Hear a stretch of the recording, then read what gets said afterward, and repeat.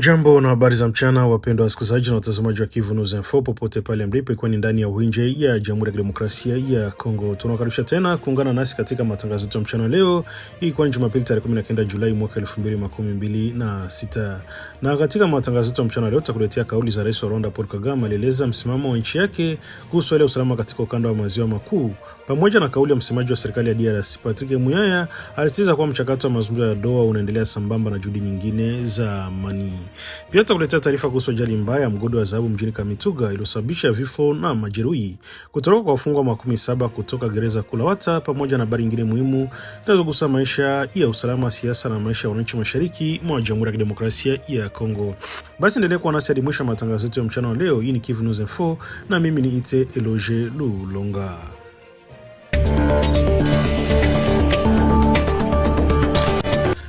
Rais wa Rwanda Paul Kagame, ambaye pia ni mwenyekiti wa chama cha tawala cha Front Patriotique Rwandais, ametoa kauli kuhusu hali ya usalama katika eneo la maziwa makuu, akisitiza kuwa Rwanda itaendelea kulinda usalama na uhuru wake licha shinikizo linalotokana na mzozo unaoendelea mashariki mwa Jamhuri ya Kidemokrasia ya Kongo. Akizungumza Ijumaa tarehe 17 Julai mbele ya ofisi ya kisiasa chama chake, Kagame alisema kuwa kuna juhudi za kunyamazisha Rwanda na kupuuza wasiwasi wake kwa kiusalama. Alieleza kuwa kuna mtu analazimisha kunyamaza isipokuwa pale atakapokuwa amefariki dunia. Katika hotuba yake, Kagame alisema kuwa baadhi ya mataifa yanakataa Rwanda ikae kimya, huku kwa mujibu wake akivumilia vitisho vinavyoweza kuhatarisha usalama wa nchi hiyo. Alisema kuwa Rwanda haitakubali hali yoyote ambayo inaweza kuhatarisha uwepo wake kama taifa. Rais alizungumzia tathmini ya maisha ya kibinadamu, akisema kuwa sera ya serikali yake haitofautishi maisha ya watu kwa misingi yote. Alikiri kuwa Rwanda ni nchi ndogo yenye uwezo mdogo kulinganisha na mataifa mengine, lakini alionya kuwa hilo haliwezi kuwa sababu ya kutamani kutoweka kwa taifa hilo. Katika sehemu nyingine ya hotuba yake, Paul Kagame alirejea hali ya mashariki mwa DRC, hususan mjadala unaendelea kuhusu kundi la waasi wa M23. Kagame alisema kuwa kauli anazotaka kundi hilo liangamizwe hazilengi M23 pekee, bali kwa mtazamo wake pia linahusu Rwanda yenyewe. Anaongeza kuwa ikiwa kwa kujatokea jaribio la kuhatarisha usalama au uwepo wa Rwanda, nchi yake itakuwa tayari kujitetea. Kauli imekuja wakati ambako Umoja wa Mataifa pamoja na baadhi ya mataifa magharibi yameendelea kushutumu Rwanda kwa kuunga mkono waasi wa M23, madai ambayo serikali ya Kigali imeendelea kuyakanusha mara kwa mara.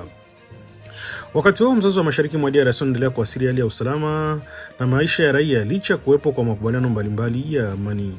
Makubaliano ya Washington pamoja na mazungumzo yanaendelea nchini kwa usimamizi wa Qatar kupitia mchakato wa Doha bado hajaleta suluhisho la kudumu kati ya serikali ya Kinshasa na waasi wa M23. Hatua ya mazungumzo iliyofanyika nchini Uswisi nayo kuweza kuleta mafanikio yanayotarajiwa, huku baadhi ya ahadi zilizotolewa katika mazungumzo hayo zikidaiwa kutokutekelezwa kikamilifu. Wakati wa mgogoro mwingine ya kimataifa sana mashariki mwa kati imechangia kupunguza kasi ya juhudi za upatanishi. Hadi sasa jumuiya ya kimataifa, kikanda na kimataifa zinaendelea kutoa wito kwa pande zote zinazosika kuheshimu makubaliano ya amani na kutekeleza ahadi walizoziweka. Hata hivyo, tofauti za msimamo kati ya wahusika bado zinaendelea kufanya utekelezaji wa makubaliano kuwa magumu, huku hali ya mashariki mwa DRC ikiendelea kuwa ya wasiwasi.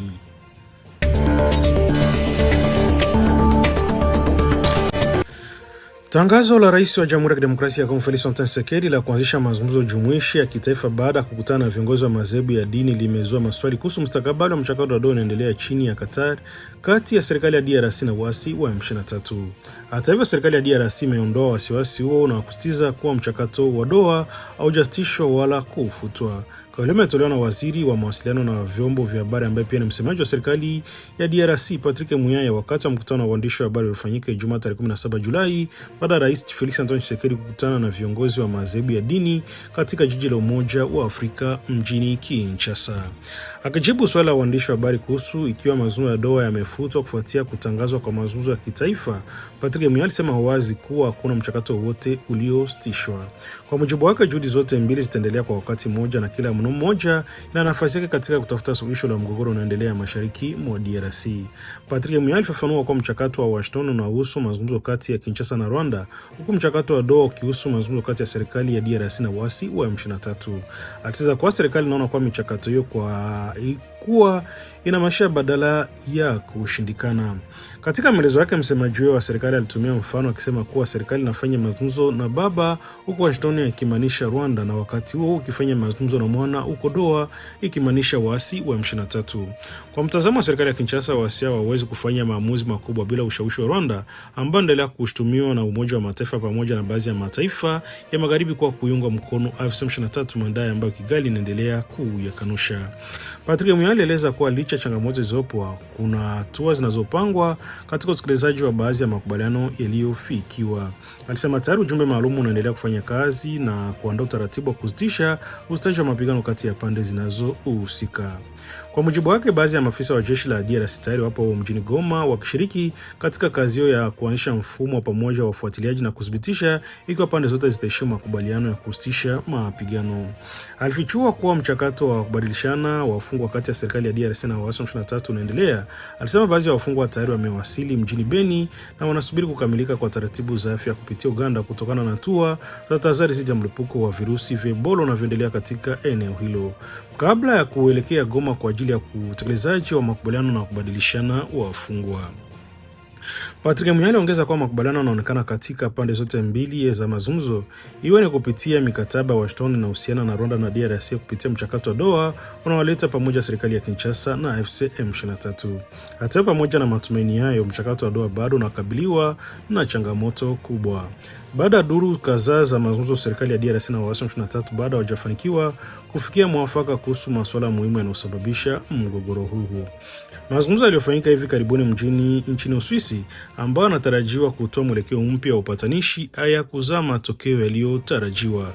Baadhi ya ahadi zilizofikiwa hazijatekelezwa kikamilifu, huku hali ya usalama inayozidi kuzorota katika Mashariki ya Kati kitajwa pia kuwa imepunguza kasi ya juhudi za suluhisho. Wakati wa mazungumzo yakiendelea, waasi wa M23 wanaendelea kuimarisha maeneo wanayodhibiti katika sehemu mbalimbali za mikoa ya Kivu Kaskazini na Kusini, ile ambayo inaendelea kuongeza wasiwasi kuhusu usalama wa raia. Kwa sasa jumuiya ya kimataifa, kikanda na kimataifa zinaendelea kutoa wito kwa pande zote kuheshimu makubaliano ya amani na utekelezaji wa ahadi walizozitoa. Hata hivyo, tofauti za msimamo kati ya wahusika bado zinaendelea kufanya utekelezaji wa makubaliano hayo kuwa ngumu, kupengo kati ya maendeleo ya kidiplomasia na hali halisi ya mapigano uwanjani ikiendelea kuwa kubwa. Habari hii inaonyesha kuwa licha juhudi nyingi za mazungumzo, amani ya kudumu mashariki mwa Jamhuri ya Kidemokrasia ya Kongo bado haijapatikana.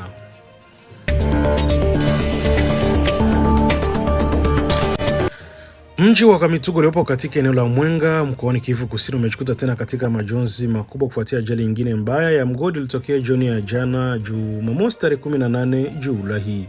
Kwa mujibu wa taarifa za awali, watu wasiopungua 4 wamepoteza maisha, huku zaidi ya watu 10 wakijeruhiwa vibaya baada ya kutokea tukio hilo katika mgodi wa dhahabu wa Mabela uliopo katika kitongoji cha Kalingi. Vyanzo kutoka asasi za kiraia za eneo hilo zinaeleza kuwa ajali hiyo ilitokea ndani ya shimo la uchimbaji wa dhahabu na umilikiwa na wachimbaji wanajulikana kwa jina la Walukusu. Ndio wachimbaji hao walikuwa wakiendelea na shughuli zao za kawaida wakati walipokumbwa na tatizo la ukosefu wa hewa ndani ya shimo hilo, alisababisha baadhi yao kupoteza fahamu na wengine kufariki dunia kabla ya kufikishwa msaada. Mashuhuda walikuwa eneo la tukio wanasema kuwa juhudi za kuokoa wachimbaji zilianza mara moja baada ya tukio hilo kugundulika. Wakazi wa eneo pamoja na timu za uokoaji walishirikiana usiku kucha kujaribu kuokoa waliokuwa wamekwama ndani ya mgodi huo na kuwapeleka majeruhi katika vituo vya afya kwa ajili ya matibabu ya haraka. Hata hivyo, hadi kufika sasa mazingira halisi yalisababisha ajali hiyo bado hajafahamika rasmi.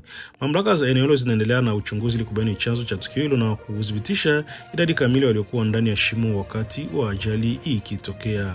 Kutokana na hali hiyo, kuna uwezekano idadi ya vifo ikiongezeka kadri shughuli za uokoaji na viendelea na taarifa mpya zinavyopatikana kutoka kwa vikosi vya uokoaji na viongozi wa eneo hilo.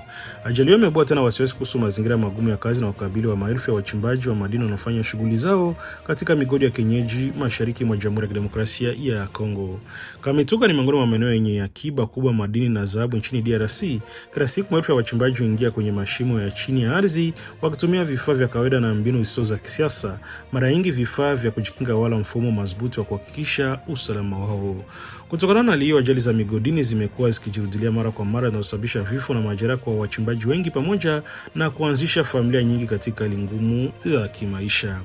Baada ya ajali mpya, mashirika mbalimbali ya kiraia yameendelea kutoa wito kwa serikali na wadau wa sekta ya madini kuchukua hatua za haraka ili kuboresha usalama katika migodi ya uchimbaji wa kienyeji. Mashirika yamesisitiza umuhimu wa kuimarisha sheria za usalama kazini, kusimamia vizuri shughuli za uchimbaji wa madini na kuongeza ukaguzi wa mara kwa mara katika maeneo ya migodi ili kuzuia maafa mengine kama haya. Tukio linakumbusha pia janga kubwa lililotokea tarehe 12 Julai mwaka 2025 kati ya mgodi wa kienyeji wa Lomera wilayani Kabare mkoani Kivu Kusini, ambako watu wasiopungua 10 wamepoteza maisha baada ya kufukiwa na kifusi kufuatia maporomoko ya ardhi yaliyotokea katika eneo hilo.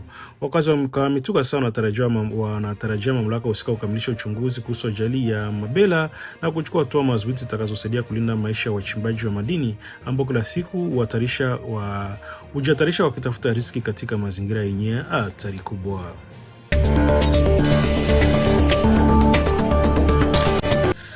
Mamlaka za usalama katika mkoa wa Uwele zimeanzisha msako mkubwa kufuatia kutoroka kwa wafungwa 17 kutoka gereza kuu la Wata lililotokea alasiri Ijumaa tarehe 17 Julai. Miongoni mwa waliotoroka wanadaiwa kuwepo wafungwa waliokuwa wamehukumiwa kwa makosa makubwa, jambo ambalo limezua hofu kubwa miongoni mwa wakazi wa eneo hilo. Kwa mujibu wa taarifa kutoka vyanzo vya ndani na mashirika ya kiraia, tukio hilo lilitokea majira saa 10 jioni wakati lango kuu la gereza lilipofunguliwa kwa ajili ya kuwaruhusu wageni kuingia. Daiwa kwa baadhi ya wafungwa walitumia fursa hiyo kuwashambulia na kumdhibiti askari mmoja wa gereza kabla ya kutoroka kwa pamoja. Taarifa zinaeleza kuwa miongoni mwa waliotoroka wapo takriban wafungwa 15 waliokuwa wamekutumiwa kwa makosa na uhusiano na umiliki wa matumizi haramu ya silaha. Aliyomeongeza wasiwasi mkubwa kwa wakazi wa Wata ambako matukio ya ujambazi na wa kutumia silaha yamekuwa yakiripotiwa mara kwa mara katika miezi ya hivi karibuni. Wakazi wengi wanahofu kuwa kutoroka kwa wafungwa kunaweza kuongeza vitendo vya uhalifu na kuhatarisha usalama wananchi ikiwa wahusika watakamatwa kwa haraka. Tukio hilo limetokea wakati ambako eneo la Wata tayari linakabiliwa na changamoto kubwa za kiusalama. Kwa miezi kadhaa sasa, mamlaka zimekuwa zikiripoti uwepo wa wapiganaji wanaodaiwa kuwa wa ADF katika maeneo yanayozunguka Mugebere. Shughuli za kundi hilo zimechangia kuongezeka kwa mashambulizi dhidi ya raia, kwa lazima maelfu ya watu kuyahama makazi yao na kuishi katika mazingira magumu, huku hofu ikiendelea kutawala katika jamii hii. Kutokana na hiyo, viongozi wa mashirika ya kiraia wamestaka mamlaka za serikali kuimarisha ulinzi katika mji wa Wata na maeneo jirani ili kuzuia kwa wafungwa hao kutekeleza vitendo vingine vya uhalifu. Pia wamehimiza wananchi kuwa waangalifu, kutoa taarifa kwa vyombo vya usalama kuhusu watu wanaoshuku na kushirikiana na mamlaka ili kusaidia kuwabaini na kuwakamata wafungwa waliotoroka. Kwa upande wake, jeshi la polisi pamoja na vyombo vingine vya usalama vimeanza operesheni maalum ya kuwatafuta wafungwa hao katika maeneo mbalimbali ya Uwele. Doria zimeanzishwa kwenye barabara kuu, vijiji na maeneo yanayodhaniwa kwa maficho wa watumio hao, huku uchunguzi ukiendelea kubaini mazingira halisi yatakayowezesha kutoweka kwa tukio hilo. Kutoroka huko pia kumebua maswali kuhusu ufanisi wa hatua za usalama katika gereza kuu la Wata. Muda mrefu uliopita, gereza hilo lilifanywa ukarabati mkubwa uliogharamiwa na serikali ya mkoa wa Uwele kwa lengo la kuboresha mazingira ya wafungwa na kuimarisha mfumo wa usalama wa taasisi hiyo.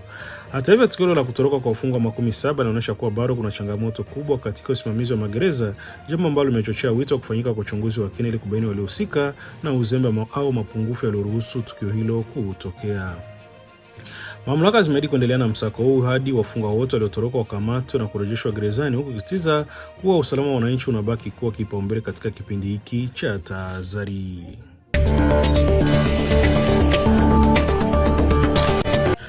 Mvutano wa kiusalama unaendelea kushuhudiwa katika eneo la Lubarika wilayani Uvira mkoani Kivu Kusini baada ya kutokea kwa mapigano makali kati ya jeshi la Jamhuri ya Kidemokrasia ya Kongo FARDC na wapiganaji wa Wazalendo.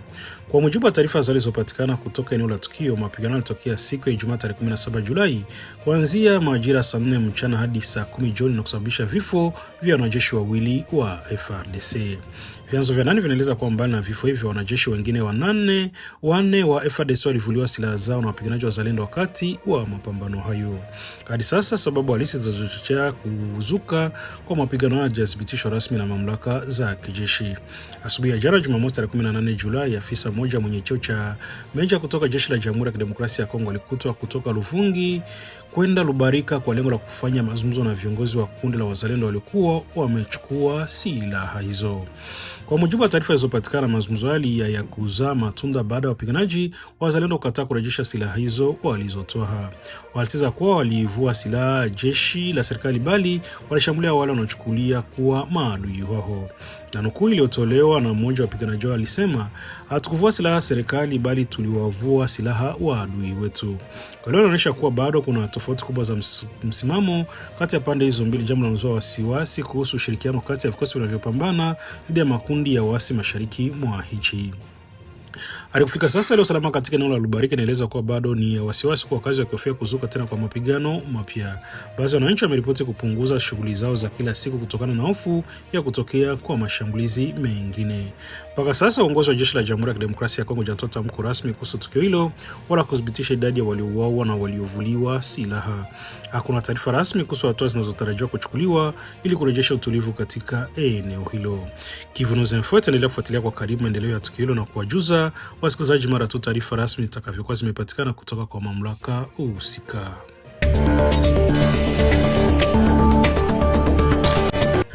Hali ya usalama endelea kuwa tete katika eneo la Ruchuru mkoani Kivu Kaskazini baada ya watu wasiopungua 9 kuuawa katika shambulio lililotokea katika kijiji cha Hoi kilichopo katika kundi la Tongo. Lilitokea siku ya Alhamisi tarehe 17 Julai na taarifa zake zimethibitishwa siku ya Jumamosi na vyanzo kadhaa vya eneo hilo, wakiwemo viongozi wa kimila na watu mashauri wa jamii hii. Vyanzo hivyo vinadai kuwa shambulio lilifanywa na wapiganaji wa kundi la waasi wa M23 walikuwa wakifanya doria katika eneo hilo. Kwa mujibu wa taarifa zilizokusanywa, tukio lilitokea majira saa 3 asubuhi katika eneo la mashamba la Howe karibu na Rushenge ambao ni makao makuu ya kundi la Tongo. Ndio kundi la raia lilokuwa la wanaume na wanawake walikuwa wakielekea mashambani kwa ajili ya shughuli zao za kilimo, walikutana ghafla na watu wenye silaha waliotajwa kuwa wapiganaji wa waasi wa M23. Mashahidi wa eneo hilo wanaeleza kuwa watu wenye silaha walishambulia raia na katika hatua za mwanzo za tukio hilo watu wasiopungua 3 waliuawa papo hapo. Wengine kadhaa walijeruhiwa vibaya wakati wakijaribu kukimbia na kujinusuru. Baada ya tukio hilo, miili ya baadhi ya waathirika iligunduliwa siku ya Ijumaa katika maeneo ya vichaka iliyokuwa karibu na eneo la tukio. Gunduzi ulipelekea idadi ya waliouawa kufikia watu 6 kwa mujibu wa taarifa zari kutoka kwa viongozi wa eneo hilo. Viongozi wa kijamii katika eneo la Tongo wamekemea vikali tukio hilo, wakisema ni pigo jingine zidi ya usalama wa raia ambao wamekuwa wakiishi katika mazingira ya hofu kutokana na kuendelea kwa uwepo wa makundi yenye silaha katika maeneo yao. Kwa miezi kadhaa eneo la Tongo pamoja na maeneo jirani imekuwa kikumbwa na ongezeko la matukio ya vurugu na mashambulizi ya kutumia silaha. Hali hiyo imehusishwa zaidi na operations mbalimbali zinazofanywa na waasi wa M23 dhidi ya wapiganaji wa FDLR pamoja na watu wanaoshukiwa kushirikiana nao. Licha ya kuwepo kwa utulivu wa muda katika baadhi ya maeneo katika wiki za hivi karibuni, wakazi bado wanaendelea kuripoti uwepo wa watu wenye silaha wanaingia katika vijiji, mashambulizi ya wasafiri pamoja na vitisho vinavyokumba wakulima wanapokwenda kwenye mashamba yao. Matukio kama haya yameripotiwa mara kwa mara katika maeneo mbalimbali eneo la Bwito ambako kundi la Tongo linalopatikana. Wakazi wanaendelea kutoa wito kwa mamlaka za serikali na vyombo vya usalama kuongeza ulinzi ili kuzuia mashambulizi zaidi dhidi ya raia wasiokuwa na hatia. Hadi sasa kuna taarifa rasmi iliyotolewa na uongozi wa kijeshi kuhusu tukio hilo, wala upande wa waasi wa M23 hujatoa majibu kuhusu tuhuma zinazowakabili. Mpendwa wa msikilizaji na mtazamaji wa Kivu News Info, hapo ndipo tunahitimisha matangazo yetu ya mchana leo kwa Jumapili tarehe 19 Julai mwaka 2026 kupitia Kivu News Info ambako vile tumeshirikiana na wenzetu kutoka Radio Okapi. Tunashukuru sana kwa kuendelea kutuamini na kutufuatilia kila siku. Endelea kufuatilia kurasa zetu za mitandao ya kijamii na jukwaa letu la YouTube kwa habari zinazoasishwa kila wakati. Kwa niaba ya timu nzima ya Kivu News Info, mimi ni Teloje Longa na washukuru sana kwa kuwa nasi na watakia mchana mwema na Mungu aendelee kuwabariki na kuwabariki katika shughuli zenu za kila siku. Na vile kabla hajatimisha matangazo yetu hii, inaendelea kukumbusha wewe ndio kwa mara kwanza na kukutana nasi kupitia mtandao wa YouTube, basi kabla kuondoka kisha umesubscribe, like, comment na kushare, na kwa lugha nyingine nasema kujabone kwa vile na kupartage kuendelea kusambaza habari kwa walio wengi zaidi. Na basi kama tayari umeshafanya hivyo, acha tuendelee kusema asante sana kwa kuchagua Kivu News Info kama kituo chako chema cha matangazo. Basi tunaona tena katika taarifa zetu za jioni. Bye bye na chao.